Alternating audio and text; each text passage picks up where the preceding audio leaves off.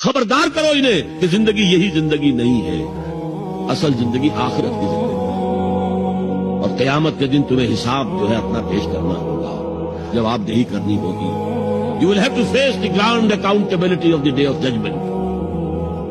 یہ انذار سے بات شروع کرو. وَرَبَّكَ فَكَبِّرْ، اور جو ہدف ہے مقصود کیا، اللہ کو بڑا کرو، یعنی اس کی بڑائی نافذ کرو. پارلیمنٹ میں بھی اس کا حرف آخری ہو، لِتَكُونَ كَلِمَةُ اللَّهِ هِيَ الْعُلْيَا، تاکہ اللہ کا کلمہ سب سے اونچا ہو. یہ نہیں کہ صاحب ہمارے 60% لوگوں نے یہ رائے دے دی، بس اب ہم نہیں جانتے کہ قرآن میں کیا ہے یا کسی اور آسمانی ہدایت میں کیا ہے، تورات میں کیا ہے، انجیل میں کیا، ہم نہیں جانتے. اگر ہم اس کے خلاف جد و جہد نہیں کرتے تو اتباع میں کوئی حصہ نہیں ہے. جو اطاعت تھوڑی بہت ہم کر رہے ہیں وہ بھی جزوی ہے، کلی نہیں ہے. اسی لیے دنیا کی رسوائی وہ تو ہمارے ماتھے پر لکھی ہو، ضربت علیہم الذلۃ والمسکنۃ وباؤوا بغضب من اللہ. آج ہمارا حال یہ ہے.